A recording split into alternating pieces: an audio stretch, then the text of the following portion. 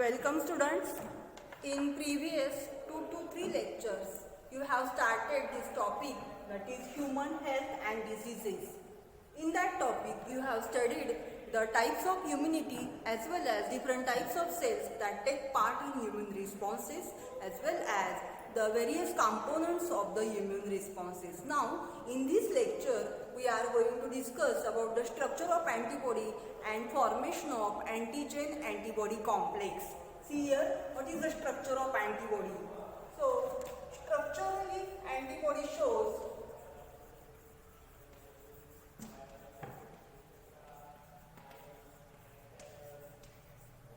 Y-shaped structure, and such antibodies are called as immunoglobulins. Immunoglobulins. They are called as immunoglobulins. Immuno means take part in immune responses, and globulin means a type of protein or the family of protein which includes such type of proteins are called as globulin proteins. They are glycoproteinous in nature. Antibodies are glycoproteinous in nature. They are glycoproteins and they are also called as immunoglobulin. Then what is the abbreviated form of immunoglobulin? It is also called as Ig.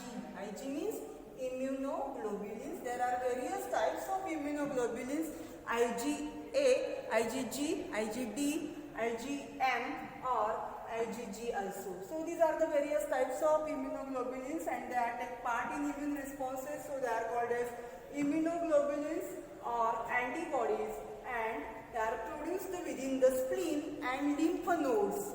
In body, the antibodies are produced inside the lymphatic system, that is lymph node, and also in one of the organ, that is spleen, where these antibodies are stimulated by production of B lymphocytes.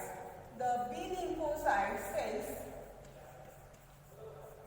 stimulates production of plasma cell or multiplication of plasma cells, and that plasma cells take part in production of antibody. So antibodies are produced by plasma cells in stimulus with the presence of antigen. When antibodies are produced inside the body, when antigen is entered in body, then only antibodies are produced as an immune response. So antigens are the stimulating agent for that antibodies. They are foreign particles, maybe bacteria, viruses or allergic substances. When such particles, viruses, bacteria enters in body, the body can identify these foreign substances as an antigen, and for that antigen the body produces the specific antibodies. Therefore, there is a specificity in antigen and antibody reaction. So antibodies are also called as glycoproteins, or they are also called as immunoglobulins. They are produced inside the lymph nodes or spleen and by plasma cells. Then how many antibodies are produced? What is the rate of antibody production? The rate of antibody production is 2000 antibodies are produced per second after infection. When infection occurs, then production of antibodies takes place. What is the rate of production of antibodies?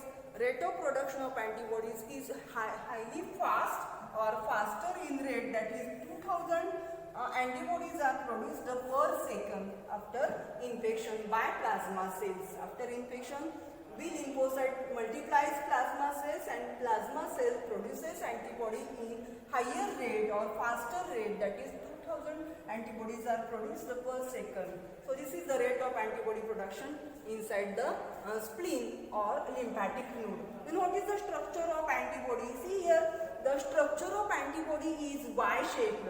See here, this is capital Y letter like shape of antibody.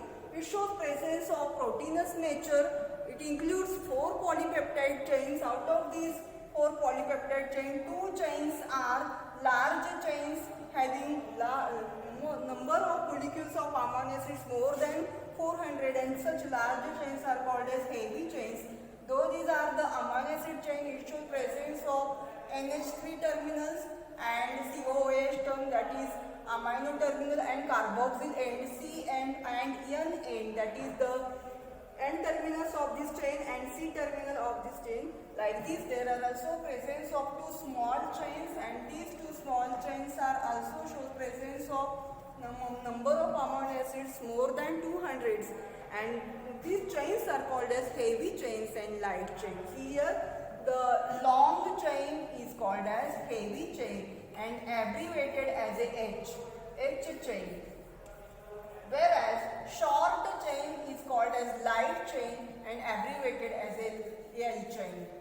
So these are the two L chains and two H chains present inside the immunoglobulins. Therefore, it shows presence of 4 polypeptide chains. There are presence of 4 polypeptide chains, and out of these 4 polypeptide chains, 2 chains are H chains and 2 chains are light chains. Heavy chains and light chains are present.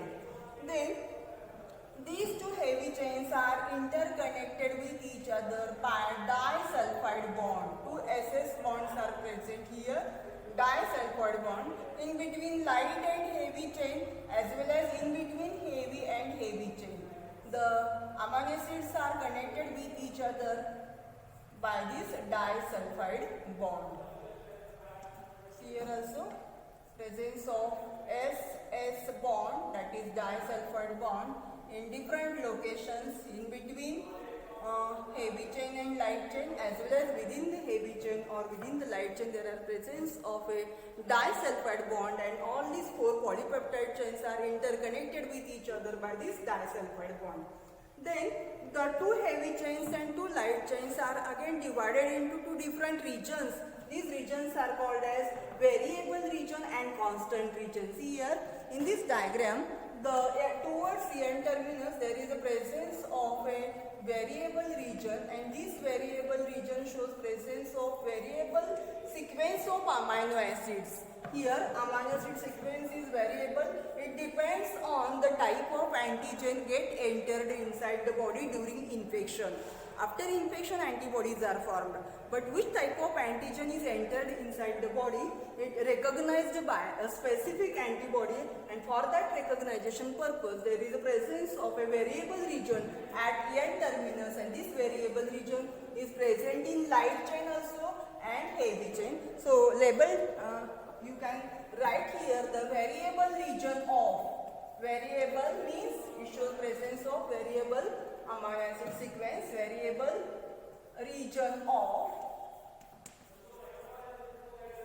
variable region of light chain. This is light chain. So this portion is called as variable region of light chain. Like this, remaining part of light chain is called as constant region of light chain. Constant region of light chain. See here also in heavy chain. Heavy chain also shows presence of anterior towards the N terminus. There is a variable sequence of amino acid, and this region is called as variable region. Variable region of heavy chain. And like this, the remaining part of H chain, from that point to the end of C terminus, there is presence of constant region of H chain. So L chain and H chain, both chain shows presence of variable as well as constant regions.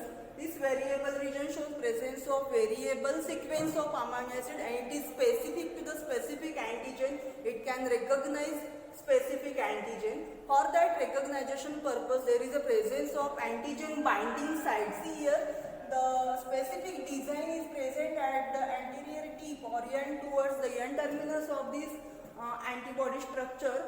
There is a site, and this site is called as antigen binding site. The antigen binding site is present towards the N-terminal region of the antibody, and this antigen binding site is also called as paratope.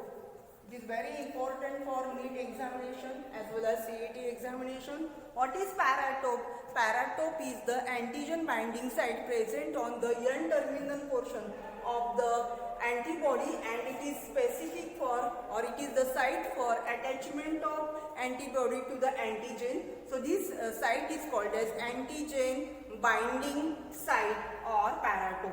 This antigen binding site present on antibody, and it is also called as paratope. See here again, in antigen, see here the structure of antigen. Suppose this is antigen. This antigen shows presence of specific structure on the surface of antigen. This specific structure is called as antigenic determinant. This portion is called as antigenic determinant, which is present on the surface of antigen. Therefore, this antigenic determinant is called as epitope. Epitope and paratope react with each other so as to form an antigen-antibody complex. This is antigen. What is antigen? Antigen is the foreign body. When entered inside the body, it stimulates production of antibodies. It may be bacteria, viruses, or any chemical substance or natural substance which is allergic to that particular person. Then this person can produce antibody in presence of this antigen. For that purpose, on antigen, on the surface of antigen, there is a presence of antigenic determinant, and these antigenic determinants are called as epitopes. When these epitopes comes in contact with this paratope, there is a complex is formed, and this complex is called as antigen-antibody complex. So, in complex there is presence of epitope and paratope. Epitope and paratope togetherly forms the antigen-antibody complex, and this mechanism is called as agglutination.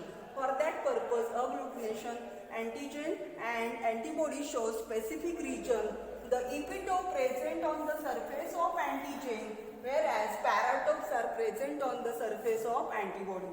Each antibody shows presence of two antigen binding sites. This is one and this is second.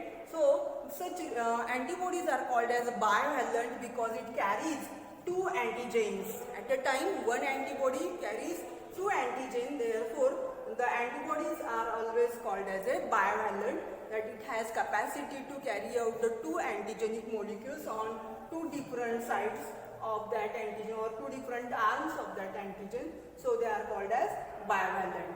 So, we have completed here the structure of antibody and antigen-antibody complex. Thank you.